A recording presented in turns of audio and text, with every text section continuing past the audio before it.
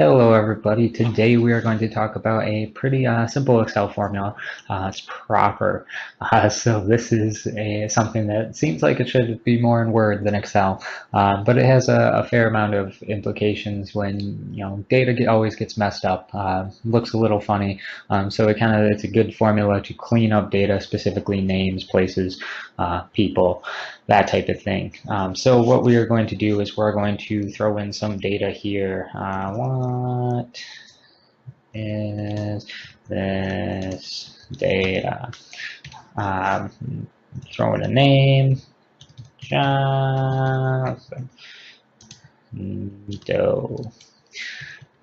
So data will often get confused. You'll often have capital Beth and Smith. Capital first names, not lowercase last names. It's not the end of the world, but not a finished product that you want to look at. So what proper will do is it will take the string of text and it will make it proper.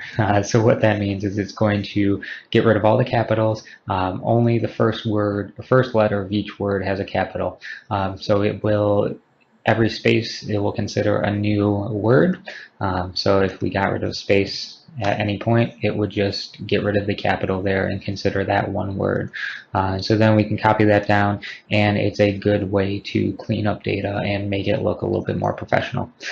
So hopefully that helps you guys out and helps you have more professional looking reports. Thanks.